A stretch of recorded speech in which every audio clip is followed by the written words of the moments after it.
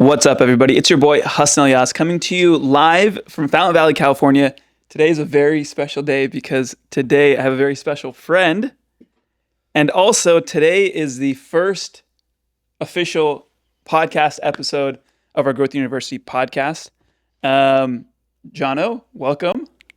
Thank you for having me. I'm glad to be here. Glad to be the first one and finally set this thing off for you. Yeah, by the way, so how many people know you as Jono and how many people know you as Jonathan? Like, what's your going name now? It's probably about 50-50. I think the clients who I start becoming closer with start hearing my name and as Jono, and then they start picking it up. But like the clients who maybe I see on occasion, it's still Jonathan and Jonathan. Business applications. I love it. I love it. So there is a reason I brought you on here first. One is we needed help with the setup, which this effect is a blend of Luis and Jono. So I appreciate it. But number two, actually, mainly is I've actually seen you grow and do many things in the past, I think almost decade, maybe 7 years now, 8 years. I love what you've been doing with your work. You were actually one of the reasons why I started my own company as well. And I think you have a lot of value to share, not just from the videography, photography, real estate side, but just in general. You know, I think you've been doing some cool stuff, and we're gonna get into your story a little bit today. Appreciate it. Yeah, let's dive in wherever you want to start. Okay, so I think where I kind of want to go with this is I want to get to know you a little bit better, kind of younger Jono, right? And then we'll talk about how we used to work together back in the day, and then what started Flux. So I'm going to do a small intro for Jono. So Jono, you run a real estate media company called Flux Media USA, based out of? It's mobile? We're pretty mobile. Or basically out of SoCal. You guys are doing all of SoCal. We're remote. Are you doing anything outside of that, or Flux is your main thing? So that's our main thing. That's the main business. That's our bread and butter, what we do every single day. On top of that, I have a few other things that I'm working on. Okay. But they are little supplemental businesses that kind of coincide with Flux Media. How long have you been doing Flux now? Flux Media has been 7 years. I start counting the age from the time I graduated school, which is when I went like full on, like all the way in, which was May 2018. May 2018? So that was when I graduated college and I was full-time. And so you've been a full-time entrepreneur for 7 years now? 7 years. That's amazing. That's amazing. Okay, we're going to take it back, though. So you guys have a rough idea of what Jono does. But we're going to take it back to who is Jonathan Gonzalez. So I don't want to take it back too far because last time I did this with somebody, we spent like an hour on like who his teacher was, like where did he go to school. Where'd you grow up? We'll start there. Where'd you grow up? Yeah. And who was Jono in middle school and high school? I grew up in Whittier, California. So it's a somewhat small town. It's fairly large in size, but it's small in community. Like a lot of people in Whittier know each other. And I grew up there on the border of LA, Orange County, so kind of associated with both counties. And that's where I spent a lot of my childhood. Okay. Cool place where back then at least you could ride your bike when you're in middle school and kind of, be free and do your own thing. Not like a lot of neighborhoods today. Did you move around or you were? That was pretty much where I spent my entire childhood. Okay. My parents did first own a home in the city of Chino where we spent some time, but I think that was only like the first year of my life where I don't really remember anything. Okay. Aside from that, Whittier my whole life. And then middle school, high school, it's funny you ask because that was around the time when I first picked up a camera. Oh, seriously? When I first kicked things off. So like the story goes is I first started on a flip phone.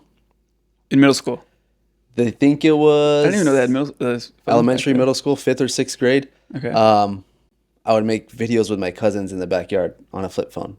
Okay. And these stupid little skit videos, back then you could record, pause, and we would make these 10-second videos. Like you couldn't record anything more than that. So that's when it started. Mm-hmm. And that snowballed into me making videos with friends after high school. Like after school, we would go to the park as a big group and make videos. And that's what we would do for a few years. Did something kick that off? Like, did you watch like movies growing up, or did your parents take videos of the family and you guys would watch these like family videos or something? And you're like, oh, I want to make one. I don't know. You know, it's funny. It's just innate. Like I didn't have anything that kicked that off, but I think one big thing that really helped was when we were in high school. I was probably a freshman or so. My brother, a couple years older, he got a flip camera for Christmas. Okay. I don't know if you remember those. What These is a little, flip camera? They're these little cameras that look like a phone nowadays. They're kind of like a brick, really Okay. thick, and you would just pull it out and record. And that was like a camcorder. Okay. And he didn't use it as much as he got older because, you know, just busy with football, partying, girls in high school and everything. And so I picked it up and started using it. And that's when I got in touch with iMovie and just started messing with it. And so that kind of helped and took things in that direction a little bit. So you mentioned high school. So one is super random. Brothers, sisters? How many? One brother, one sister. What order are you? I'm the middle kid. You're the middle. Yeah. So we're using this for context. It's going to explain a lot of things later on. No, I'm just kidding. It might actually. In high school, did you play any sports, any other extracurricular activities? Regrettably, I didn't. The only thing that I did was this thing we had in high school called the Business Academy. Okay. And I did that for 3 years. It's a 3-year program. But aside from that, I do regrettably not, I didn't do anything. I did like my couple years of PE, was done with it, and then didn't try out for baseball, didn't play football, didn't do anything. So You're kind of athlete. That's cool, the reason I but- ask, you know? Yeah. You're athletic. yeah, I should have, Okay. looking back. Did you but play sports growing up? Yeah, I mean, growing up, I played baseball and basketball primarily. Okay. Yeah. Nice. In high school, what did you want to be? Did you have an idea of? And what year did you graduate high school? I graduated high school in 2013. 2013. Okay. In high school, what did I want to be? I didn't have any idea what I wanted to be in high school. A lot of kids knew what they wanted to do. They were picking the schools they were going to. They were taking the SATs. They were doing all the things. I had no idea. And so I just decided I'm not going to take my SAT. I'm just going to go to community college and we'll figure it out because I didn't know. The only thing that I knew at that time was I wanted to be successful. And in my eyes at the time was make a lot of money. Okay. That was success. Okay. And I wanted to just have this lavish life of a working professional and just do my own thing. That was the only vague vision that I had in my head. Okay. But there was never a plan of oh, you're going to do a media company or you're going to do this. Or Was that. there something like, oh, I want to be like this guy or like this rapper or was there any kind of mentor or oh, I want to be like XYZ? Not that I can put my finger on, but there's this funny kind of story from back when I was a little kid. I don't know. Have you ever seen the movie Dunstan Checks In? No. It's this old movie in the 90s. I liked it growing up. Never heard of it. It's this kid, he lives in a hotel because his dad is the hotel manager. Okay. And they have this penthouse suite at the top. There's a monkey involved, all this stuff. Oh, Besides the point. I think Maybe you've seen it. But I think that was in the back of my head as a kid. So when my parents asked me one time when I was a little kid, maybe 7, 8, 9, what do you want to do when you grow up? My funny response was, I want to be a hotel manager. Oh, okay. And I think in my head was just because that person calls the shots, that person runs the show. And so because I had seen it in the movie, that's what I would equate to being, the top boss. Okay.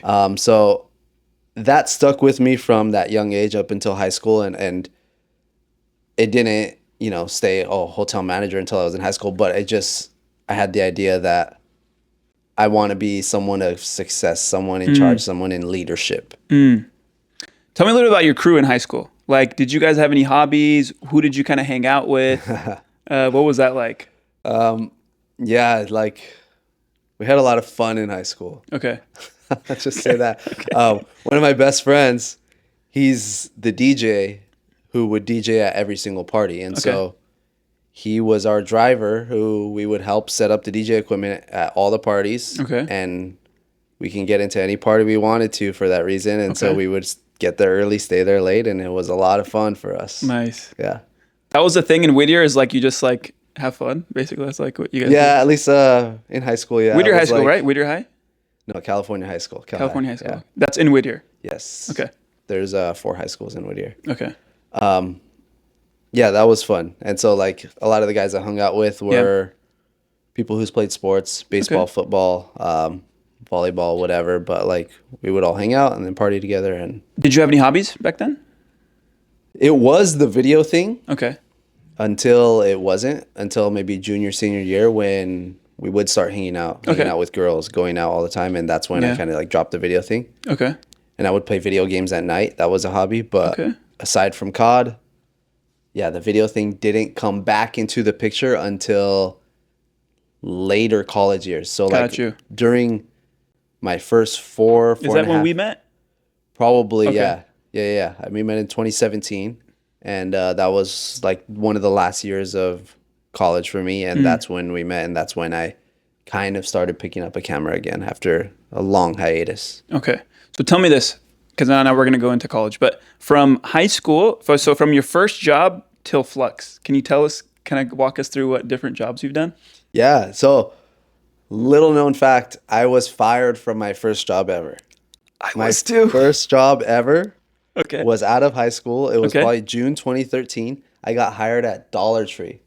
I couldn't get Who a job gets anywhere. fired at Dollar Tree? I couldn't get a job anywhere, man. Okay. And like I got hired there, right? Okay. It's like, all right, whatever. I gotta wear these green polos, show up, and I was there for probably 2 weeks, Yeah. and I was short on my till twice because two separate occasions. These Yeah. two ladies confused me. Where I'm gonna pay this much cash and this much on the card. Yeah. Confused the heck out of 18-year-old me, and like I messed up twice. And I was short like $20 each time, but that's Yeah. 20 items at Dollar Tree. So like, Yeah. they let me go after that. So I was like, all right, whatever. That was the first job. Got fired. Thankfully. Nice. Got was my it, next job. Was it fun though at Dollar Tree? No, it was miserable in there. It sucked. Okay. Got my second job at Costco. So I worked at Costco, Costco. which was actually I really, think I knew this. I think you were at Costco. really good, really good first job. Okay. It's hard to get in there at such a young age, 18. A lot of the guys who get hired on have experience. They're 23, 24 at least. So having gone in there early was cool because they have such sophisticated systems and structures for everything that you see that kind of stuff. It's like, oh, this is how a business is ran. This is why this is a multi-billion-dollar company, because everything is done to a T. Like there's a system for everything. So I didn't know that at the time, but like looking back now, I understand it. Yeah. That was where I learned a lot. I kind of moved into a little bit of a leadership role there early on, and it was cool. I was like 19, 20 and kind of like a lead, not necessarily supervisor, but a little bit of a shift lead, and telling these people who were 26, 27, 28, 29, like, oh, you take your break now, do this. And I was like the 19, 20-year-old, and they would kind of like, some people were cool with it, some people would like frown upon it, but that put me in a good position. And I worked there for 3.5 years, I think. Okay. Until I was working there one day, and they pay well there. They compensate they well, pay good. right? They have like benefits and everything. Good benefits and everything, but it wasn't enough for the lifestyle I wanted. To get there, to top out, it takes several years, right, to get paid at that decent wage. And I would look at these people who were working there who were several decades older than me, and they're just like complacent with where they were at. And if they're happy, like by all means, good for them. And but there was a few individuals who would do nothing but complain, and I would look at them and be like, man, you're like 45, 50, you're here complaining to me, a 20-year-old, like what? I don't get it. Like it was just an epiphany type of thing where I realized, yeah, I'm not going to stay here, because if I'm here 5 years or 6 years, I'm going to top out and I'm going to get complacent like these people and just never leave. And I'm not going to about to do that. I'm not going to, this is not what I want for my life. Yeah. And so I started looking for jobs. I was still going to Cal State Fullerton. I started looking for jobs online, and I found the company where I worked at, Car Trackers. I found them, and it was a Craigslist ad, and it was sus at first because it's like, there's no information on this company. Yeah. I can't find a website. Like, what the heck is this? And I just showed up to the interview, and like, Who interviewed? Renee interviewed you? I don't remember. I didn't hire you though, right? I don't believe so. I didn't meet you till a little bit later. I think you were in Missouri, but I want to say it might have been Kia. Okay.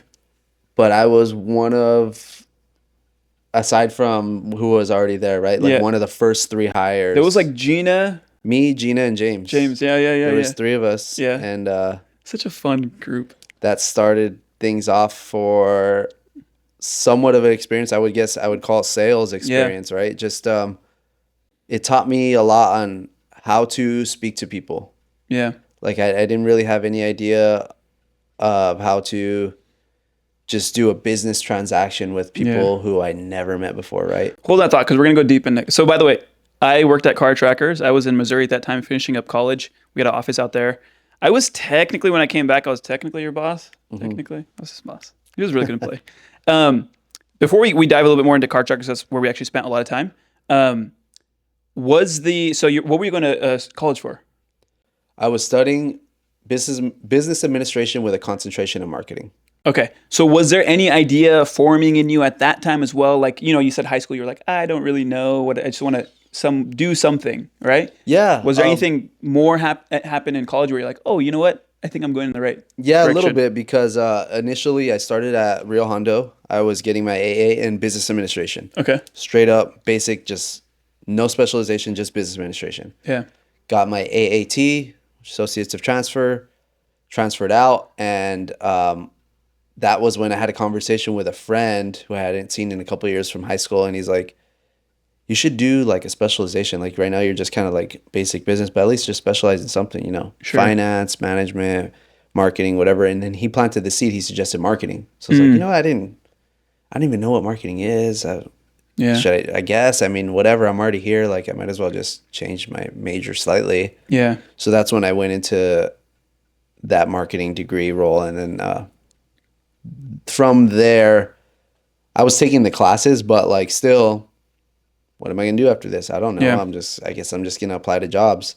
Yeah. I never had that inclination to go and get an internship and try to get connected with companies because throughout my entire time going to school, going to college, By the way, do I look fine my neck is hurting, bro. I was working basically full time. Okay. So I was going to school full time, working full time. So like outside of doing homework in school, all I did was work. And so my days were literally 7 a.m. to 11 p.m. every single day, like for 5 years. Yeah, yeah, yeah. And so I didn't have time for internships or to network or do all this stuff. Right. And so, yeah, I guess there was really no plan or path after that. I was just doing the things and just going through the motions. Gotcha. So, Car Trackers, you Yeah. did many different positions there. What was it like? What was it like working there? I know it was like, so the reason I ask is I had a lot of my friends work at the company too. Yeah. And that actually just became their life, bro, because we were a vehicle acquisition company and we would buy cars all around the country, a majority in California. But like the hours aren't like, yes, you have set hours, but it's not really like when you're working there, like you're like working there. Yeah. So what was that like? And you did a bunch of different jobs there. That was a good learning experience, man, because I didn't realize it was a startup going into it, right? I didn't even know what a startup was when I was 20 years old, whatever. Yeah. I probably should have, but I didn't realize that at the time. And so every single day was different. Yeah. We were just learning as we were going. Yeah. I remember, we would probably do these weekly meetings with, me, Gene, and James, and we would make our calls. They would tell us, oh, here's a list of people, just call them and try to buy their car. Basically, right? Here's a script. Here's a mock script. Yeah. Just kind of follow this. What leads were you guys working on at that time? Was that when we first started? I want to say that was PPC. Those were PPC leads, right? Yeah. And so we would call, and then in our weekly meetings, Kia would ask us, hey, what's your feedback? Oh, yeah, people are getting kind of mad. We're calling too much, like every hour or whatever. Yeah. She's like, okay, maybe we'll do like once a day. And Yeah. We were literally learning as we were going. Yeah. And so that was the thing. We were just making calls, show up, make calls. If we got an appointment, we go drive to the appointment. Yeah. Then have a conversation with these people, do an appraisal on their car, and try to purchase it off them, right? Yeah. There was also one, I don't mean to cut you off, but there was one interesting thing that you did at that company is, and this is something you still do today, is you had you put your friends on. This is like this thing that you do. I don't know if you do it on, you just try and take everybody with you or something, but like you had your friends work at the company too. Yeah, I don't know. I guess it's just a thing that I do. I don't even realize or why. Maybe I don't know. Maybe Is it's is it like you want to share like, let's say you have a good opportunity, something's good going for you. Now you're like, oh, dude, let me tell this person because like I want them to, yeah, or you like, I don't want to probably. be by myself. No, no, no. I don't think it's that. I think it's hey, this is a good opportunity. This is a good fit for you. You should try this out. Yeah. I think it's just I have a willingness and desire to like seek things that might be better for me or like Yeah. I don't know how to put it, but I think innately I just try to push that on other people a little bit. Like, Mm, hey, this is cool. Like, this is actually working. This is going well. Check it out. And gotcha. it's funny you mention it now because, like, literally 2, 3 weeks ago, me and my brother are in on this stock that we've been watching Yeah. with my mom. And I texted my cousin. I'm like, hey, look at Yeah. this stock. These are the gains we got so far. This is where we think it's going. Just Yeah. take a look at this ticker symbol and let me know what you think. Mm. I wonder where that comes from. I don't know. Did someone help you as like a kid and you're like, oh, I want to help other people too now? No, Because I'm not sure. you do this at Car Trackers. I think at one point we had Nikki, Rosie. There was somebody else's cousin that worked there. Maybe that was Rosie's cousin. I'm not sure. I think yeah, people just It's like, you know what? Maybe it's and you're, it might be a Latino thing. Honestly, yeah, it could be like because I don't see too many people of other cultures doing it too often. Now that you mention it, but sure. it could be that like it's not uncommon to have like a Latino uncle who's a painter and be like, hey, I got a good Yeah, yeah. job over here. Louis wanna said come join you us, said you whatever?" have like homies that you're trying to put together too. Like he's Yeah. like, I got some homies too. So It's just yeah, I don't know. Like in Latino culture, you're really tight with family and friends, and Yeah. like you just like help each other out. Like you're together your whole life pretty Yeah. much, and you kind of stay put and live in a certain position, certain places, just because your family and friends are there. Yeah. Like I'll probably never move because we can't be away from our Yeah, family and yeah. friends, and like it's Yeah. just I don't know, it's a thing. well, the other thing that's interesting is a lot of people don't ever want to work with family or friends, especially family. Like, oh, I'm not going to mix business with family, and other people are like, hey, I don't want to do business with my friends. I don't want to lose a friend relationship. How do you view that? Because I know you like your sister works with you. Nikki still work with you. Yeah. So how are you able to manage like a very intimate relationships with work as well? It's hard to not cross those blurred lines because like you have to compose yourself very well Yeah. because I take my business very seriously. I like to get stuff done. Like when I want to do something, I'm going to do it. Like it's a thought in my head. It needs to get done.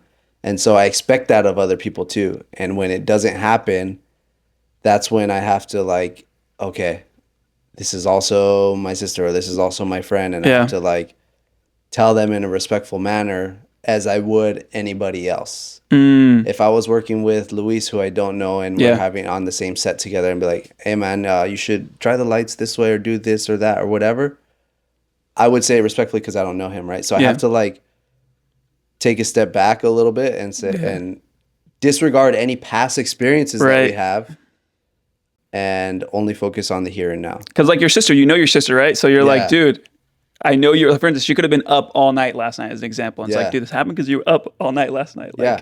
And that's a thing too. So that's one thing I had to learn. So like like it's not easy, but what do you do if like, let's say you have to go to like a family outing, right? And your sister just, let's say as an example, she messes up on something, you're like really upset about it. And then you have to like hang out with her later that honestly, I never bring up work outside Okay. of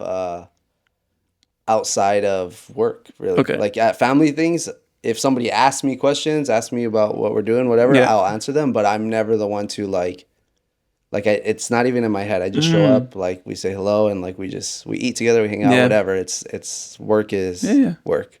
Very cool. Yeah. The one thing I enjoy about working with friends and family is as I've gotten older, I've realized that I spend like who you spend time with. Like I feel like if I'm working with somebody, because we're in the same environment together, we naturally build a deeper bond and connection. Whereas if I'm not working with somebody, that relationship is a very not limited, but like less time is spent. Yeah. right? So Yeah. like my younger brother and I, we've worked together for a long time. We don't work together right now, but we've built a lot of camaraderie and depth in the relationship because we worked with each other. Definitely. I think it helps a lot. Like it helps a significant amount. I was gonna say something about that right now too that you mentioned it. I can't. It's Camaraderie, spending time with friends and family in at work. yeah. So a lot of people our age, those who have less friends struggle to make more friends, right? Yeah. But they start to kind of go in the motions of their life. They go to work, they go home, chill. Go to work, go home, chill. And you forget, how did you make friends in the first place? You made friends at school because you saw them every day at school. Yeah. You made friends at the gym because you saw them every day at the gym. You make friends at a coffee shop because you see them every day at the coffee shop. So the only way to make friends and to get closer connected with other people is to see them doing the same things on a consistent basis. Yeah. And so if people are struggling to build their relationships or, like you said, family, friends, whatever, you want to get closer, you have to do something together consistently. Yeah. For you and your brother, that was work, right? Yeah, It could be something else, but we go camping together. yeah, see? And that's how you just go through the same motions, even though maybe both of you don't really know what you're headed into. Yeah. That's how you get closer. And like, do you feel like you've gotten closer with like Nikki as an example, or your sister, because you guys work together now as well? a little bit. The only thing that I struggle with is that we're remote. And so being so remote that we don't always get to have conversations with one another as like if we were sitting side by side like this, right? Sure. If we were in a work application, I think it would be better. Yeah. So I would love to go back to having an office and like have everybody in office. Yeah. But it's not in the cards at this present time. Yeah. But I think that's probably one of the key parts is having people in office. Yeah. I can fully 100% understand why corporations want people back in office. Yeah. It's a good vibe. It's a good. Yeah. We used to work together in the office. The culture is everything. Like makes a big difference. Yeah. Car trackers. So we spent a lot of time working with each other. And I think, one of the cool things about you, and so even when I was hiring, especially the way the business was set up, is trust. Being able to trust somebody. Because, for instance, which was crazy, we were a cash-based business, which many companies are not. But so, for instance, you may have, what's the most amount of cash you ever carried on you before? I don't recall a specific amount, but yeah, there was times like we would buy cars in cash. So I would like roll up with like $8,000 in an envelope or something. And the people that we hire, we have to be able to trust them. So like that was one quality that you had. A lot of people that worked there, we trusted them. Yeah. And we got to work together. I was like kind of like the call center manager for a little bit. I think we did trainings together. I mean, there was a lot of stuff. And then you were an appraiser for a while. Was there any crazy stories or anything happened that you like? Maybe it was like a big aha moment for you when you were at Car Trackers. That was how many years were you there for? 3 years? No, not even that long. Oh wow!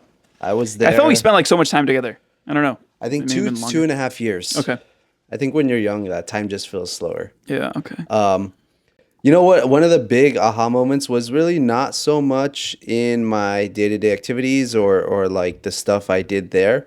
I did have a lot of things I learned there, like just ways to run a business or how to have just personal development, like sales and stuff like that. But one of the big aha moments was I would drive to all these places, right, trying to buy cars. I would drive through all of Orange County and Southern California, and I would arrive to these nice houses like, oh crap, like you only see this stuff in movies. Yeah. Like I went to the house that's on the intro video for the Kardashians show, Keeping Up with the Kardashians. No way. I went to that guy's house. Wow. The Kardashians didn't even live there. His house was just the picture on the show. No way. Yeah. And like I would go to houses like that and I would talk to these guys and be like, oh yeah, hey, we're trying to buy this truck, whatever. Oh, cool. Oh, hey, what do you do, man? This house is nice. Oh, I own this. Yeah. And I'd go to, another guy's house and, oh, what do you do, man? Oh, I have this business. I own that. And it was always, those answers were always, I own this, I own that. And then there's this one specific one that always sticks with me too. I went to this house in Newport Beach, beautiful Tuscan, like Mediterranean style house. Wow. And I was like, oh, wait, what do you do, man? He's like, oh, I own the furniture shop down there on PCH. Do you know this shop? I was like, oh, I just saw it. I just drove by it. He's like, yeah, that's my store. I'm like, and then it kind of clicked for me, like, damn, like I have to own something. Like I have to own an asset that's going to cash flow for me to achieve the life that they have, the life that I want, these things that they have, like I would love that. Like they're at home on a Wednesday, Thursday, Right, 3, right. 4 p.m. trying to sell me their car. Like Yeah. who gets that opportunity, right? Right, right, right. And so it clicked after so many times that like, dang, I need to like, Okay. my actions need to match my desires. Yeah. I'm saying that I want these things. I'm saying that I want the big house, the big business, all Yeah. these things, but my actions are not matching Okay. what I desire. So did that start like was that what kind of planted the seed where you're like, okay, dude, I gotta start scheming and like I gotta start thinking of something like Yeah. bigger than this. Yeah, definitely. I mean, that plus started listening to Gary Vee around the same time, Okay. and that was just like Did that was I put fuel you on to to the Gary fire. Vee? No, it's a funny story. Like it's actually came from an ex-girlfriend back in Okay. 2016. Okay, okay. Sent me a video on Facebook, and I watched it on my lunch break at Costco. Okay, okay. And that video, literally, Yeah. that one video changed my life because it set off a chain reaction. Wow. Yeah. Wow. So what when you were at Car Trackers or even at Costco, was the film thing, was the camera stuff still a thing? No, I mean, only on occasion. You Okay. know what it was, actually?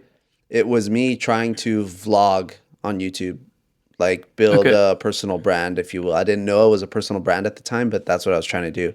And I would just make videos. We would go to Joshua Tree. We would go to eat on Fridays. Sure, We would sure. go do these things, and I would just film it and edit a video, stay up till 3, 4 in the morning, and then post a video on YouTube. Yeah. I had a few hundred subscribers. It was probably just family and friends, but that was my like kind of creative outlet. Yeah. That was just me having fun. But it wasn't there for business. Really. I would shoot with a friend every now and then who we would just go take photos and just like go explore. Yeah. But that was just for fun. So what was that like defining moment? Because I knew that you wanted. I used to talk to you about more than just like work stuff. Like I knew you were like creative. I would ask your like feedback for things.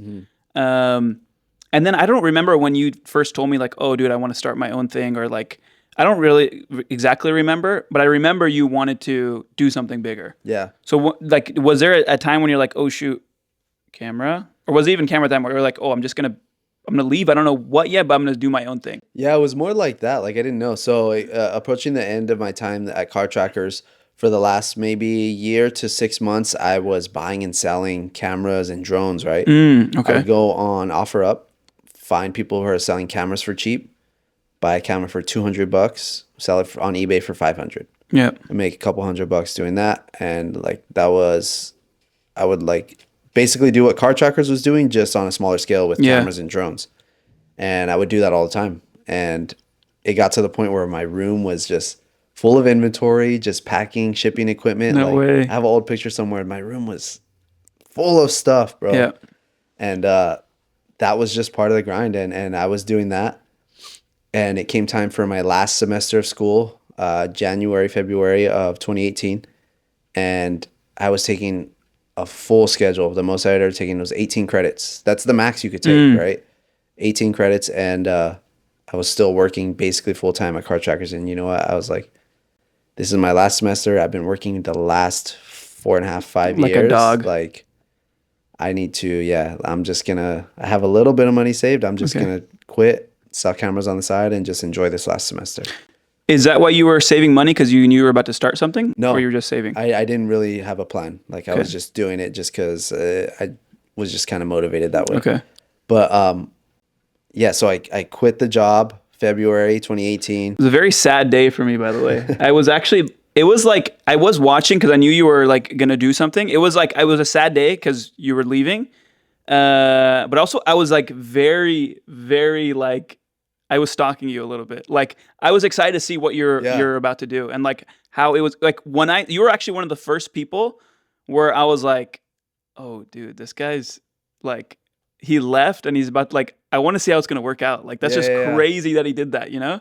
Because you didn't really have a full-ish plan, Like, but you knew you were like, oh, I'm going to like, I have to do this, you know? Yeah, I don't know. So and good thing I didn't, because the only way to figure things out is just doing it as you go. And like, I'm glad I didn't have a plan. If I get an idea in my head and I want to see it through, like I'll just do it. Yeah. And so that's what happened. So I was like, you know what? I can make few $100 a week selling cameras on the side. That's cool. Quit my job, go to school. I'll sell 1 or 2 cameras a week, and let's just get by until the end of school. And then I think I'm going to start my own media company. And so along the way, during the semester when I had downtime between classes, I would start building like the website for the company, the Instagram, and I would start a little bit. Yeah. Did you make ours? But no. Okay. But so I would like do little things in here and there. And then once I graduated, You were doing it for your own website? yeah. Okay. Got it. Once I graduated, then that's when I kind of consider myself going full-time all in, because I was not making any money and I had to figure out how to make money, right? Yeah. You know what? I just remembered. I'm forgetting his name. Your friend who's a videographer as well, and a photographer. He Ron? did. No. We hired him. Eric. No. Jerome. That's how I knew you were like connected to like really cool people. Yeah. Because Jerome, dude, I thought Jerome was such a cool dude, man. He was doing his own thing, and he was young too. Like that also inspired me. I was like, dude, these kids are making money. Like, was he any inspiration for you? Yeah, for sure. He was the friend I referred to. Shout out Jerome. Who I would go and shoot with for fun. Okay. Like he was starting his own business. He started early on too. You should have him on. His story's great. Yeah, I will. His story's I love really Jerome. good. He started young in high school, and at that time when you even hired him was a couple years out of high school, and that was one of the first shoots he ever did like that. So No he way. just said yes to it. He's like, I'll figure it out. When He I killed get it. there. He did a great job. Yeah. So he figured it out when he got there, and he did a phenomenal job. Yeah. And like, yeah, he was definitely a big inspiration. Yeah. And even to this day, like the stuff he's doing is Yeah. he literally like he's on a production team. He leads a production team for an international company. Like he's doing. He's still with the big beauty. things. That's a beauty company. Yeah. That's so cool. So you left, right? The good thing about Jono is he left on good terms, and I think a beautiful thing about that. That's one of the reasons why we're still in touch. We worked after you left. You did creative for us. We did postcards together. Yeah. Right. I don't know what else we did for the company, but I know that was one of them. And then we've also worked together for the past few years. Yeah. But leaving on good terms. What was like your first like few clients, or like what was it like? If I recall, I mean, I was trying to make money however I could back then. So like, I just put it out there. Hey, I'm available for hire, photos, videos, and my stuff sucked back then. So bad. But I got hired for like graduation photo shoot. And where'd you put it out? Like on your Instagram or okay? Yeah, and just networking that way. Okay. I got hired for like 1 or 2 real estate shoots and like a few different things here or there until I wasn't getting enough work, right? So I kind of started thinking like, okay, I have these skill sets. I was probably a better editor than actual shooting and than anything else. So I was like, okay, what can I do? How can I make money? Like, we're 1 or 2 months out of college. Like I need to figure something out here. So I go on my computer and I think, you know what? Realtors could probably use this service. They need to market themselves. And what year is this? 2019? 2018. Okay. They need to put out content. They need to give information. And so I created this whiteboard explainer video that I made. Got the information off of Google, and I just made this thing about like, interest rates are this much. You need 3.5% down for a mortgage, all this stuff. And I sent it to a real estate agent that I know. Okay. And I only knew this real estate agent because I met him at a bar 2 years earlier, but we didn't talk that whole 2 years, Sure. from 16 to 2018. I sent it to him and I'm like, hey, dude, check this out. I know you're an agent. We haven't talked in a while. Awkward, but it's cool. Let me know what you think. I'm not trying to sell you on this video, but I would just like to get your feedback. Like, let me know what you think. Yeah. And he's like, yeah, this is good, man. Like, I would probably just change that 5% to 3.5% or whatever. And other than that, like, it looks solid. It's like, okay, sick, thanks. He's like, hey, did you make this? Because I think we could use something like this. You want to come talk to my broker? And so that's what kind of snowballed from there. So I went, talked to the broker, met with him, and then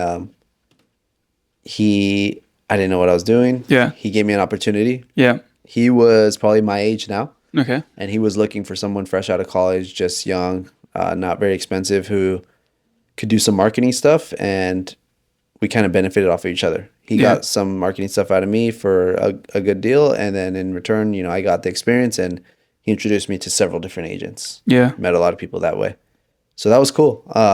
Was that your first real client, basically? That one, and then another friend's parents who were also realtors in Whittier. Okay. So those two clients were my first two, and that kind of snowballed from there. Never intended to do just real estate. I was always down to like, I'll shoot concerts, I'll shoot music videos, I'll shoot anything. Weddings, and I everything, did a few of those different things, but real estate is kind of where I landed. Yeah. And so I didn't have to, but I would go to that broker's office every day. I left my computer in there, and I would do that for a year to 2 years. And just being in the office every day, I would just listen to their conversations and absorb everything real estate related that they're talking about. Very smart. And it was just cool being there, a part of the camaraderie. Like, there was young agents there who are good friends of mine to this day. And yeah, that was super helpful. So I learned a lot about real estate. Yeah. And the opportunity came one day where the broker was like, hey, I have this listing in Brea. Our guy can't do photos. It's like, can you find me someone? I'm like, yeah. Because back then I was just doing content, right? I wasn't shooting listings. I was just doing like social media content. Oh, okay. Like social media management. Yeah. Okay. Yeah. And then he's like, do you know anybody? I'm like, I'll do it. He's like, are you sure? I was like, yeah, like, why not? I'll do it. Like, you don't have to pay me. Like, I just want to try it. Yeah. I remember the street. The street was Flower Street in Brea, and I was somewhat familiar with the area, so it was cool. And I showed up to the house. I shot the property. Didn't really know what I was doing. Probably took way longer than I needed to. Gave them the photos back, and they look like crap, man. Like, horrible. Okay. To my standard at the time, I was like, these are okay. Like, they get the job done. He's like, are you sure? I was like, yeah, they're fine. He's like, all right, man, whatever. So, like, did he know they were good or bad or no? I don't think he thought they were very good, but like, I had tried my best for the time, and so he went with them. What did you shoot it on? Your phone? I had a Canon at the time. I forget which camera, but I had a Canon crop sensor, and then I shot on a wide angle lens, but it wasn't super wide because I didn't have a full frame. But that's technical. That nerd talk. But yeah, I shot it and was not very good, but gave me the opportunity nonetheless. And all the agents that I met there at the office, he had 20, maybe 30 agents who would come in and out, and little by little, like, would get jobs from them. Here, I have a listing over here, listing over there, and I would shoot little by little, and so kind of snowballed from there. Wow. And so that made me realize, one, maybe I should niche down, right? Yeah. The biggest companies do one thing, and they do it very well. In-N-Out Burger only offers you, 3 things that are basically the same thing, and they only focus on that for a reason because they're the best, right? And so kind of made me realize, okay, let me just focus on this. Yeah. And one thing that I didn't like about videography, photography in general before that was that there was so many little variables and differences across music videos and quinceañeras, weddings, all this stuff. Like, how much do you charge? It's like, I don't really know. Like, I got to ask you a lot of questions first. How much time is this going to take? Like, there was really no way to price things so easily. So I figured, wait, with this real estate thing, I could productize the service. So it is a service, but when somebody asks how much you charge, all I have to know is where the house is, the square footage, and what services they want, and then I can give them a price. Yeah. So I liked that I could turn the photography into a productized service, right? I had a set of prices that people can trust. They know what they're getting into when they hire me. And I like that it was very, like, there could be a system behind it. So, like, oh, this is cool. Like, you can turn and burn these out. Yeah. These houses go up for sale every single day. There's opportunity out there. There's thousands of agents here. Like, this will work. Did you have a moment or like I don't know, where you're like, I don't know, did you get like a payday or a paycheck where you're like, dude, I run a business now? Because, you were doing smaller jobs and there, where you're like, did you have a moment where you're like, dude, I'm doing this, man. This is, I'm rich. The first one that was like where I got paid what I felt was worth my time and I was very happy with like everything was a house in Laguna Hills, I think it is. This beautiful house. I remember the address. I don't know if you want to block it out, but it's One Inspiration Point. Okay. In the community, in a community in Laguna Hills. Should we block it out? That's fine. And it's such a memorable address, right? Because it's Yeah. like the first house when you One get in the community. inspiration. It's huge, beautiful house, probably 7,000 square feet. Did photo and video there, and I think I got paid like $500. Nowadays, I mean that's But crumbs what for a house was like that. what But was that moment like? You know, where you got? Did you know, or did you get a tip or something as well? no, I mean that's what I charged the agent going into it, and he was like, "Okay, cool." I was like, "Oh Nice. shit! Like, all right, sick. Like, Yeah. let's do it." And what was that? Did that also like tell you something where you're like, oh, I'm worth this much? Like, did you have a moment like that where you're like, oh, dude, like I was able to charge this, but I know I'm worth this, and I know I can do this more often. Not just yet at that time because that house was an outlier because it Okay. was so big, so fancy. It was beyond anything I had ever done. I think it was maybe $5-6 million price point. Yeah. Most of the houses were sub $1 million at the time, right? So I didn't have that expectation for every house is going to be like this. Sure. Not yet, at least. Yeah. I can't remember a key point where I was like, oh, I'm worth this much. But Yeah. going back to one of my friends, Jerome, Yeah. actually kind of made me realize, yeah, like you could charge this much because I was once approached by this real estate team in Whittier who was selling a condo, and I gave him a price, and I think I told him like for photo and video like $200 or something. Yeah. And what I didn't realize I was doing at the time was I was pricing myself out because I was too low. They wanted something of quality. They wanted something of a Yeah. certain And caliber. they thought, hey, that- at 200, like, yeah, what's this guy gonna do? Yeah, this guy's gonna do a Yeah. shit job, and I probably would have. But a few months passed by, and my friend Jerome actually shot a real estate video for the same team. I was like, "Oh, dude, what did you charge them? Like, this is dope." He's like, "Dude, I charged him $500." I'm like, "Are you serious? This is like a basic condo." He's like, "Yeah." I'm like, Wow. "Oh shit!" Like, Yeah. it's like, "Yeah, you could raise the price on them." Like, Yeah. they're making thousands of dollars on these sales. Like, Yeah. this is helping them build their brand. And so that's when I kind of like, so he was a key person to help me realize like Yeah. what the true worth of the media was. So I have two questions for you. Or like one before I want to go more into like the success of like Flux and talk a little bit more about Flux. One thing I wanted to ask you beforehand was when you jumped into this space, I know a lot of people, they have this idea that they want to start something, maybe a business or something like a side hustle, but they never do it, right? And I think a lot of it has to do with the fear of failure. Like, oh, if I do this, what if it doesn't work out, right? Some people I know they'll do their job and they'll start doing it on the side. Other people, they just may not ever do it, right? For you, you left your job and you just were like, oh, I'm just gonna figure it out. Where Yeah. other people, they actually know what they want to do, but they're too afraid to do it. What was failure for you, or like how did you overcome that, or was that something you had to overcome? I just had this, I think I had this thing in my head where either you win or you learn. There was like no Okay. losses. I would tell myself that back Yeah. then. Either you win or you learn. I heard on a podcast once, like fail often, fail fast. Right. So Yeah. just, you're going to fail, just do it quicker. Yeah. And you'll learn quicker. Yeah.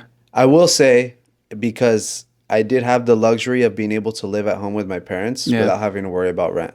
And not everybody has that luxury. I Yep. fully understand that. I was blessed to be able to be born into the circumstances of having a financially stable family where I could afford to take these risks. Yeah. So I get that it's not in the cards for everybody, and some people have it harder. Mm. Not to say I didn't work hard, but that was just the hand I was dealt, and I got a little bit luckier than some people may have, right? Yeah. So I think having that in the back of my head was like, yeah, I could take more risks. Like, it's fine. I could just do it.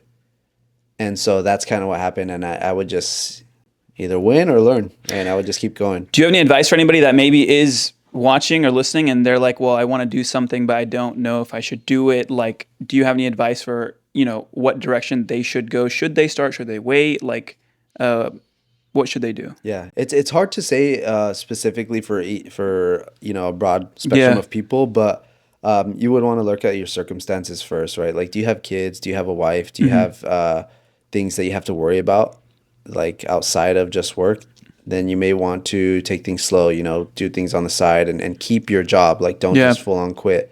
But if you're 20, 19, 21, 22, and you don't have these responsibilities, you can eat top ramen every day, Yeah. and your parents are basically financing your life, take every single risk you can. Yeah. Like there's no downside. You're going to turn 25 or like me, you're going to turn 30 one day anyways. You'll figure it out when you get there. Yeah. But take every risk you can right now while you're young. Like Okay. 100%. If you have nothing else to worry about, that Yeah. is. Okay. I like that. Okay. So, and you have a good point there as well. Like, I know a lot of podcasts will like give very generic advice, but like what worked for you may be the worst advice for somebody else. So yeah, I definitely think it's like case by case. And I think for me, like if I feel like I'd go crazy if I didn't, like if I wanted to do something, I just have to, I got to see it through. Like I got to just try it. Even if it fails, I just want to know. Cause then I'm okay with doing something and it failing compared to not doing it at all. Yeah. Right.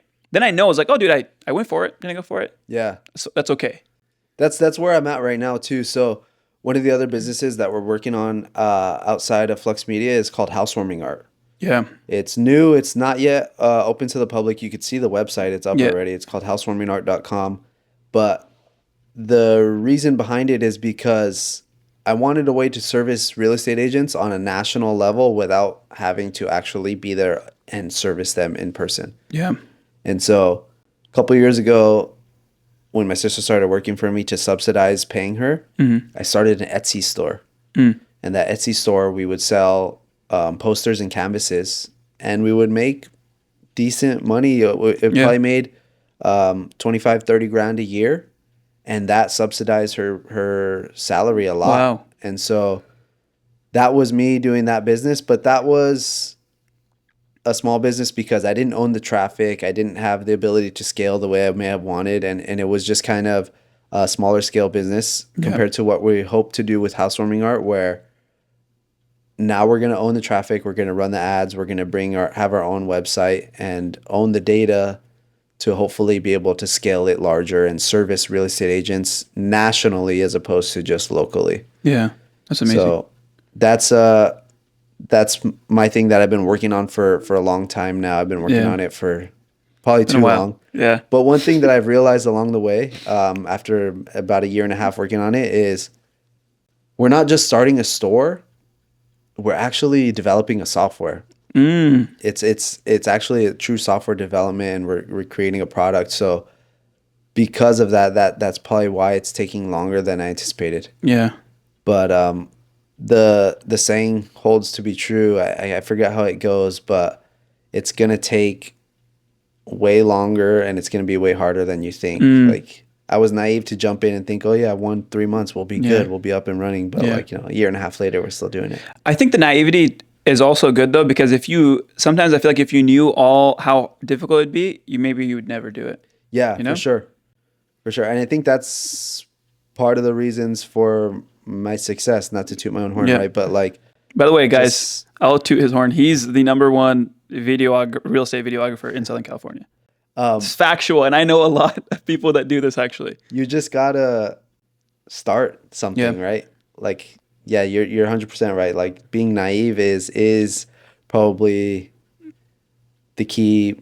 Yeah, this little secret ingredient. Yeah, that really helps you even get started at all. Yeah. So tell me this: what does Flux do? Why even Flux? Where did Flux Media USA come from? Let's start there. Where did Flux Media come from? So, and you just did a rebrand too. A little bit, yeah. So it's funny you ask because it started off as Gonz Media. Yeah. GONZ Media, short for my last name. And back then, I created the name just because I was like, you know what?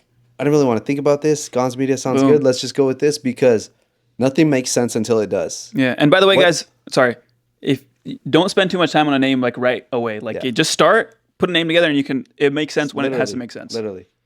And at the time, I was like, what the heck is Amazon.com? Yeah. Who was going to buy a book from a website named after a river? Right? Yeah. It didn't make sense, but nothing makes sense till it does. Now you know Amazon. Everybody knows it, right? So that's why I was like, you know what, just to start. Yeah. A couple of years passed by. Eventually 2021 comes by, and I was like, you know what, I'm ready for a rebrand. Like, I want to take my name out of it. Let's start with something fresh. So I was working with a brand designer and brand strategist who is actually from Australia. I found him on TikTok. Nice. And that's where we came up with the name Flux.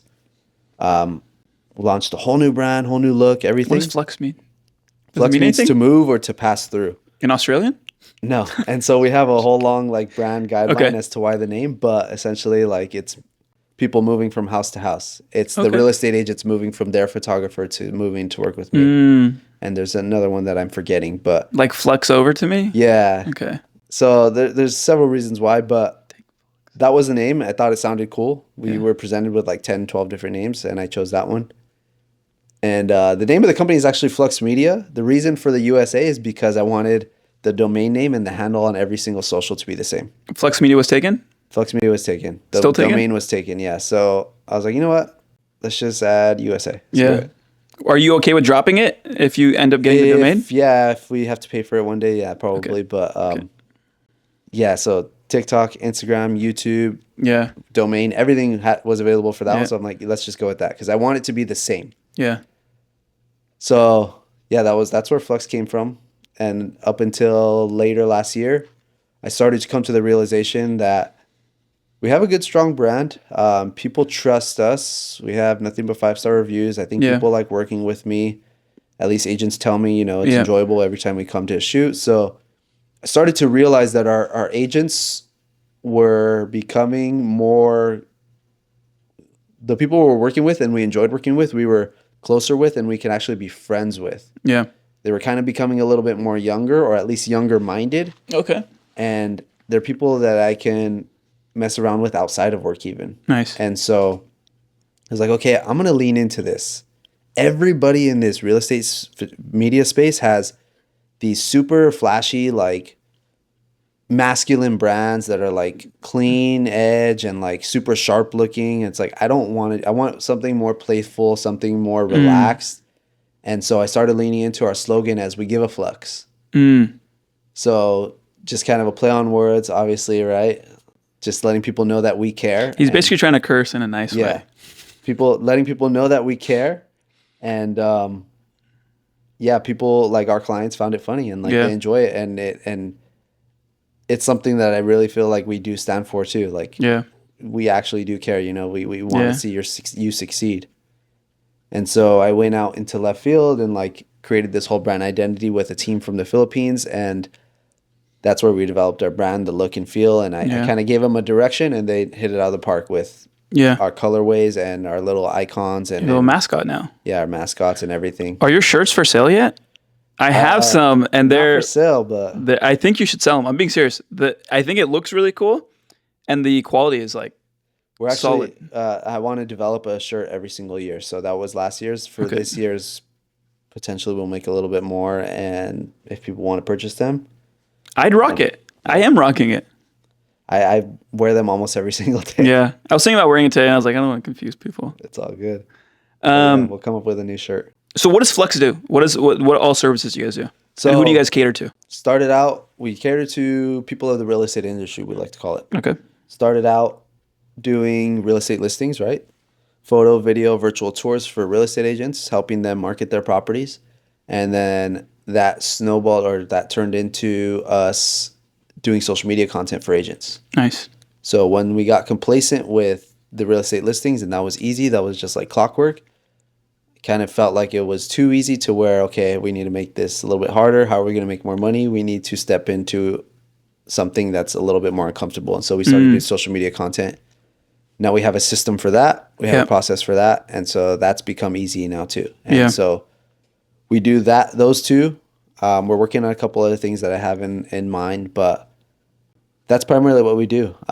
Who's your ideal client?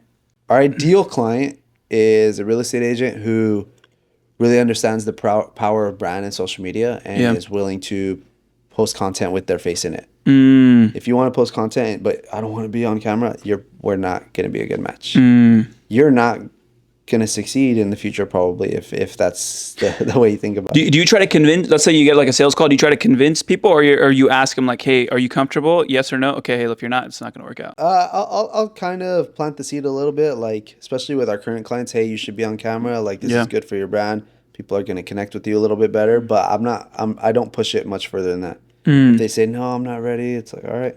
Yeah. Your time will come, but we're here. Better you start sooner rather than later. Yeah. I don't tell them that, but that's kind of what they should be doing. Yeah. So tell me this. Even so, with those services now, you've been offering those two services for 4 years. So 7 years doing listings, social media content. I would say the past like 3 years. 3 years.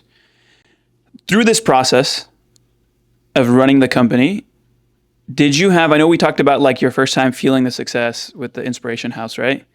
Was there a moment during this, either the past 3 years or the past 7 years, where you were doing this and you're like, "Oh, dude, I think I'm done," or like, "I think I like," or do you had a very difficult moment in the company where you had to like, either you could have given up, or you're like, you know what, like, Yeah. I'm gonna push through right now. Yeah, there's different phases of burnout for sure. Like there are times where I kind of get overwhelmed and like I take on more than I should have, and I can't recall a particular time, but there have been certain circumstances where it's like, dang, do I really want to keep doing this? And then the next day it's like I shot 3 houses and I feel good and I'm driving home, windows down, bumping music. It's like, damn, this is my life. This is sick. I get to take pictures for. So it's like literally Yeah. it's literally a roller coaster that that people say. What makes everything like worth it?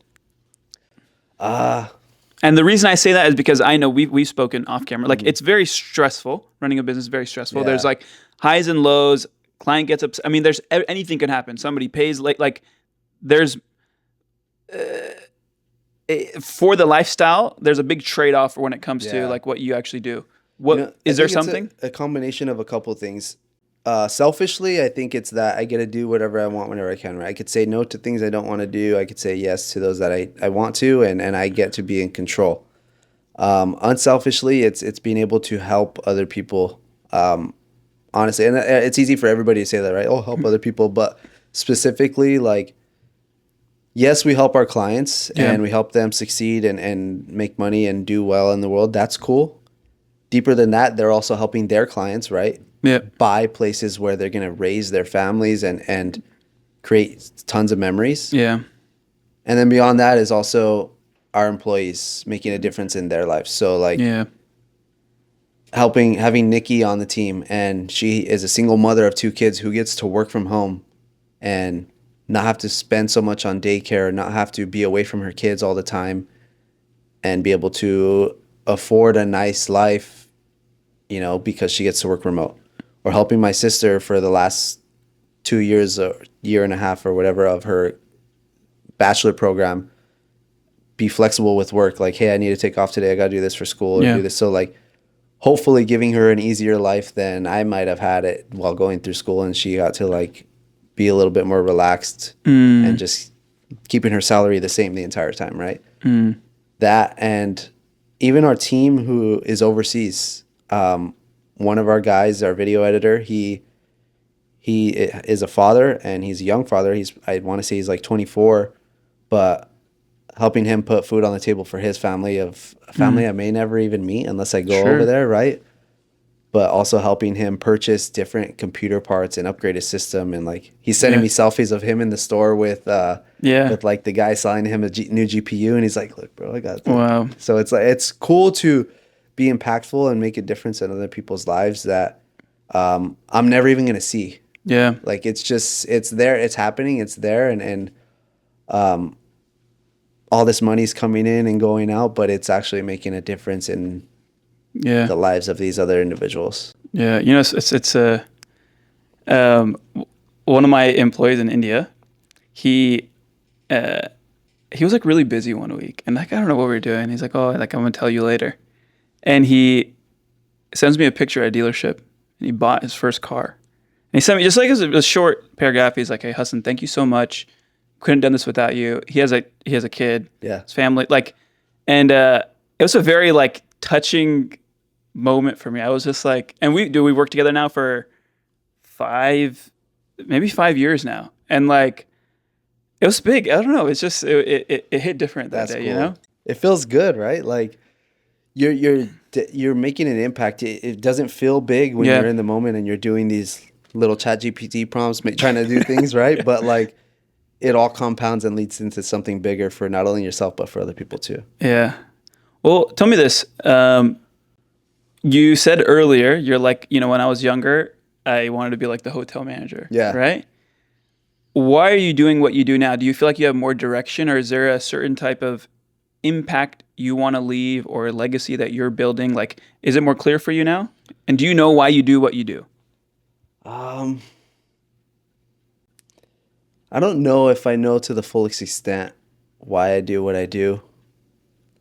It's not fully clear. I don't think I've had my true epiphany moment that a lot of entrepreneurs may have. Like, this is what I meant to do. This is Sure. Right now, I think I'm focused on building Flux Media, building the YouTube channel, and then housewarming art along with that.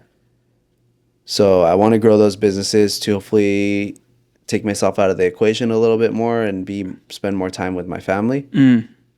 But I think there's still something more that I really want to do there too. I haven't necessarily found it yet, but and the reason I asked you that is because we've worked on projects together. By the way, Jono and I have collectively we've done nonprofit fundraising projects.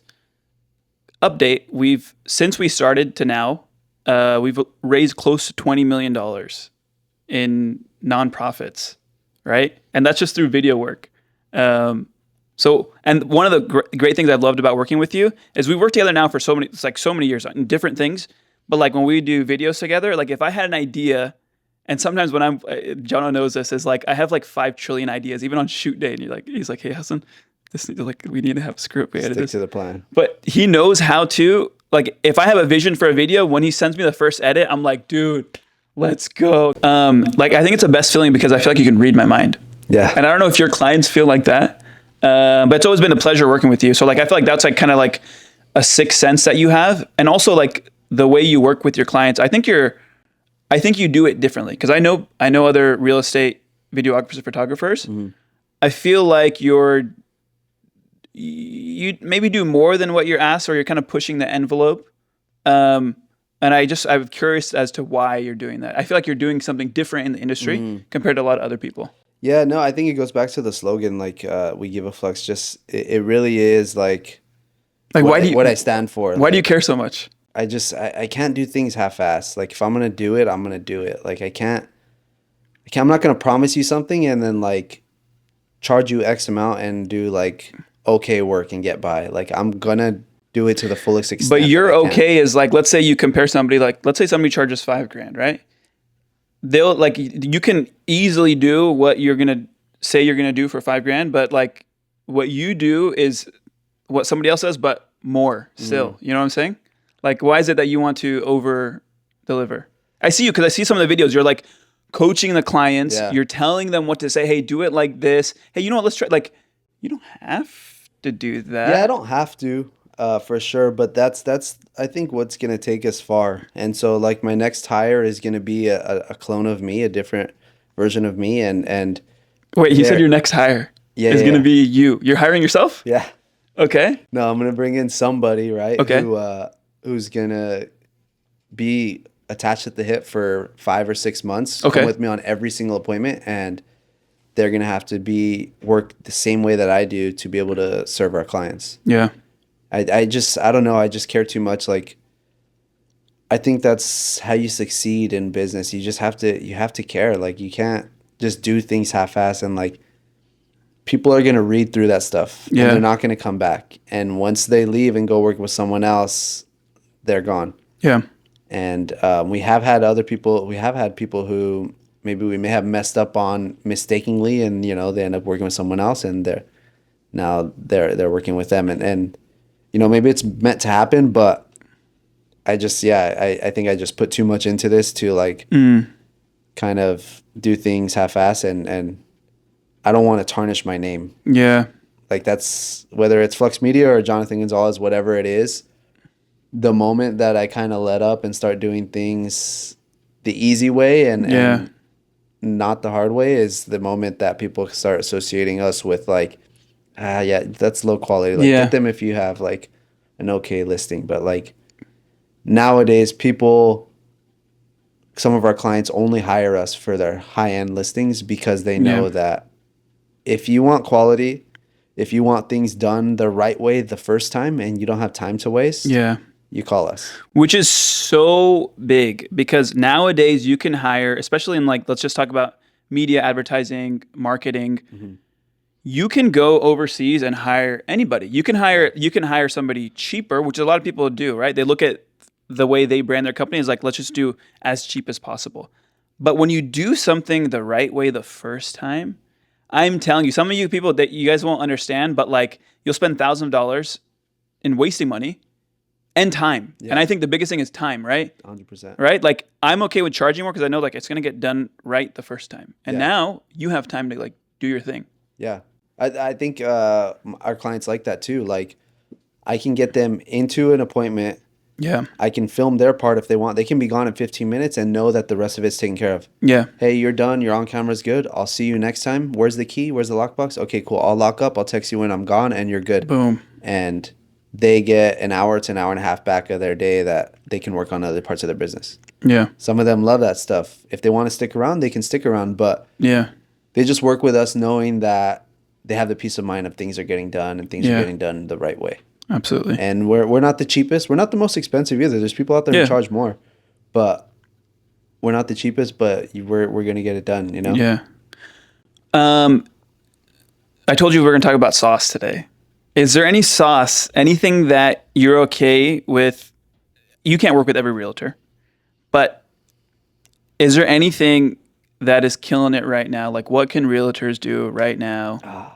Like, You know what's doing? whether it's with you or without you, like, is there anything that, like, yo, dude, if you guys start doing this, you're gonna start making money, or things are gonna change for you? What's doing numbers right now across all social media, whether you're a corporation, a small business, a small personal brand, is So not just real estate, everybody. everybody Yeah. is simplified content.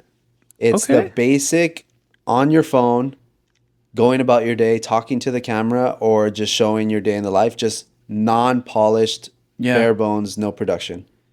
Okay. And it's doing better than some of the high production stuff. Mm. If I were to put you right here, right now, and film you and create 10 reels of you talking to the camera, we can do that and you'll spend a few $1,000s. Sure. Or I can follow you around for a day with an iPhone, film a couple things, and those will do way more than the polished stuff. So the Why is that? opportunity, I don't know. I think people are getting fed up with the polished stuff. Okay. The opportunity is free. It's in your pocket. Yeah. And all you have to do is create it and post it. Spend an hour to 2 hours a day doing that, and you'll do better than 99% of people who are posting content. And we're trying to lean into that now, where I'm not so much for our clients, because it's hard to convince our clients that, hey, you need to dumb your content down. Yeah. Right? Not everybody is okay with that, but we're trying to set the example with our content. Yeah. I'm going to start dumbing it down, start making it look less polished. And hopefully those numbers speak for themselves. So I have a case study to explain to our clients, like, hey, look, Yeah. we're keeping it simple. This is what you should do. You should let me film you with my iPhone. Like things like that. So that stuff is working. That's free right now. You should do it. Just take note as you're scrolling on social media. Okay. What stops you in your tracks? Right, What are right, you right. watching? Are you watching highly polished content? Or are you watching iPhone stuff that the mom of 3 put together on her own, right? Okay. Anything specific? Appreciate that. Thank you very much. Anybody, any business, any brand, start making content. Doesn't have to be super polished. Yeah. Just start, even if it's on your phone, and that you're saying is performing better already right now. Yeah. Anything specific for realtors? I know a lot of realtors follow your page. Is there anything that you see them doing? Like, guys, just stop doing this. Do this instead, bro. Stop posting the just listed, just sold in escrow posts. Nobody cares. Okay. It looks like you're bragging a little bit. And Okay. nobody really cares. Instead, tell a story, man. Like, film the house, film with their permission, the family who's moving in or out of the house, and like get a little bit of their feedback as a little testimonial. Like, do a selfie video, and like stuff like that is going to hit way harder than a picture of the house that took you no effort, that you put into a Canva template and post it on your account. Nobody's going to read the caption. They're going to scroll right past it, and it's not giving you anything. Yeah. Take some time, pull the phone out of your pocket, record a few clips, talk to the camera, take a picture with your client, and post that instead. I like that. There's a bunch of realtors in Fountain Valley that do that, where they like, in our community groups, they're like, oh, just sold, just listed. It's like, okay, dude, I get it. Like, I don't really care at all. Yeah, literally you're kind of bragging to them, like, yeah, you get results, we get that, Yeah. but you're kind of saying, hey, look, got another paycheck, another paycheck. That's Yeah. if you take it down to the root of it, that's kind of what you're doing. So you gotta, You gotta show that you care. Do a little bit more. yeah. It'll be basic. The results are there for sure. Like you're making money for yourself and your clients, but how did you impact your client's life beyond that? Tell those things. Hey, we took this family, a growing family of 3, expecting a baby on the way. We got them from a 2-bedroom into this 4-bedroom here in Fountain Valley. Yeah. And look at this huge backyard. Their kids are gonna have so much fun. They can go to this high school now, whatever, XYZ. Yeah. Dude, so simple. Just tell a story. Yeah. Okay, I got a few quick questions. Not hot takes, but quick questions. Are you getting into real estate? No. No. No. I think I saw something the other day. You were like coaching a client and you told him like exactly what to say. And I was like, bro, just do this yourself. Like, I think I could do very well, but no, I have no desire or interest. No desire. Okay. What AI? What's going on? Are you doing anything with it? Do you think it's going to hurt your business? Is it a competitor for you? Are you using it to your full advantage? Yeah. We're using AI every single day. I use AI every single day. What? We're creating custom GPTs. Cheater. So okay. Custom some of the GPTs. tools, Okay. Yeah. Chat GPT. Okay. Claude for creative writing. Okay. Sandcastles AI for shorts script writing. 11 Labs for voice, and HeyGen for avatar video. Amazing. Clip that. Oh my gosh, that's amazing. Okay. So we're using those. Hasn't come out yet, but we're going to start. I cloned myself. I saw it. It's amazing. I cloned myself. I'm going to create a less polished version of that of myself, right? Okay. I'm going to do one that looks like, I'm just going to film it with my phone. Yeah. And we're going to do talking head content with that. Combine that with the social media managers that we have, and we're going to post like relatable content. And then beyond that, we're also working, like I said, on a YouTube channel. Yeah. That is scripted and voiced by AI. Yeah. Edited by a human, and then posted by a human. Amazing. So because there's AI involved, it now becomes easier to produce content. Yeah. So we can do the hardest part, arguably the hardest part, which is topic generation, scripting, or research, scripting, and voiceover. Yeah. Is all done before an editor even touches it. So amazing. And so these things can be automated. And so that's one thing that we're working on right now to educate people about real estate. Yeah. If you're on YouTube, look up Square Footnote. If you speak Chinese or Spanish, Square Footnote is there in Espanol. Is that your channel? Yeah. Oh, okay. So Square we're Footnote. dubbing. That's another added benefit to AI. We're creating it in English and we dub it into a different language. Okay. So you can learn about real estate. So we're finding that not only are the English speaking community interested, but mostly the Latino community is finding the videos on their own. Yeah. Without us doing any promotion. So it's a key indicator to me that there's a need for this education around real estate that people are not providing. And so we're going to start creating those videos. What is that going to do for you though? Like, how does that benefit Flux? I see it as a distribution channel for a few different reasons. So I want it to be a standalone business where we'll generate revenue through AdSense and brand partnerships primarily. Okay. So there'll be brand partnerships on there. Aside from that, should real estate agents happen to watch it and find us and see that we shoot content too, awesome. That's not the main focus I'm going for, but if they do that, great. And it's also going to be a distribution for housewarming art. We may run some housewarming art ads on there as well. Nice. And so my thought process is we're going to create animation videos about certain real estate topics that are so good that not only are real estate agents and people of the real estate industry going to find them, those agents are going to share them with their buyer and seller clients. So they're going to send them links to explain these topics in much more detail, better than they ever would on a phone call. Yeah. And so I just want to see us as the experts in real estate and understand what's going on. And like, if you want to know anything about real estate, you come to us. And if you want to buy your clients a product about buying a house, we can provide them a personalized gift. And we can take the photos, we can take the video, we can do everything. Tell me this, we'll finish it up. What is the next 6 months Flux looking like? What's the future hold? Good question. So What can we expect?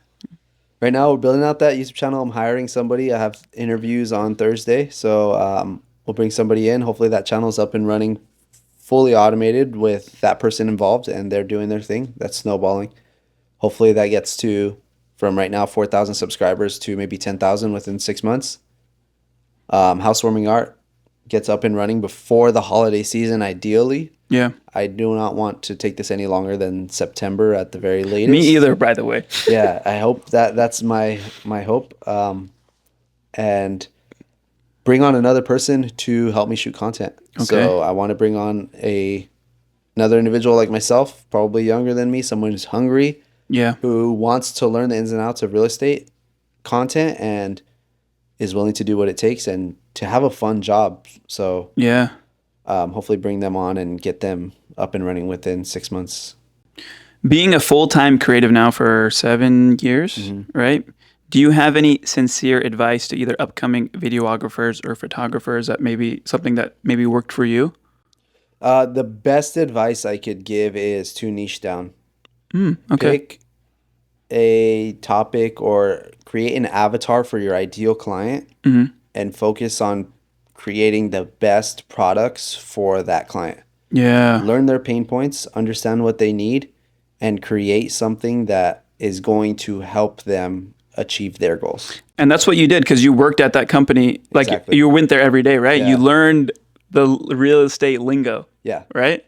And now you know real estate like really well. Oh, yeah.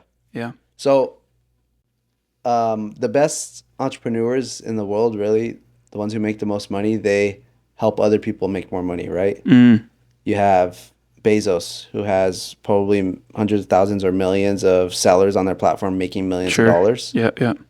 And in turn, one of the richest guys on earth, right? Not saying success equates a lot of money, but if you do want to make a lot of money, focus on serving an industry where the person's interest in hiring you is to make more money. They win as well. If you're doing weddings, if you're doing portraits, family shots, you can do well for sure. But those people do not have any financial incentive to hire you other than having the memories in their home. Sure. Which is valuable to some, but if you really want to take it a step further and you want to really tie into that business and that niche. Yeah. Serve a business, do B2B. Where you can help them make. Where you help them financially make more as money. well. Yeah. There's a financial incentive there, and I think you'll do better that way than doing the 1 and 2 family photo shoots. I love it. Last thing. So our saying here at Growth University is do something today that your future self will thank you for. Is there something somebody can do today that their future self will thank them for? Go work out. Go work out. Okay. Yeah. Go work out. I 1,000,000% agree. Yeah. You'll find yourself, step outside in the sun, go work out. You'll find yourself a lot happier after. You'll be hungrier and you won't feel bad eating the food that you're going to eat after either. Oh, that's so true. That's so true. John, I appreciate you being here today. I know we went long. It's been a pleasure working with you, seeing you grow. I love everything you're doing with Flux. I comment all the time and DM you because I'm laughing and I love the content. One thing I'm thinking is super random, but I would love to do like an in-person day where we invite some like up-and-coming creatives or people that are just getting started and do like a little workshop. Any questions they have, like an open round table, a cool. whiteboard. See if we can get like a local business involved too and like do it at a coffee shop or something where like, they wouldn't mind hosting people. Like, why wouldn't they love community? I'm down. If you're down, I'm down. I'm down. Maybe we'll do one before the end of the year. That's the plan, inshallah.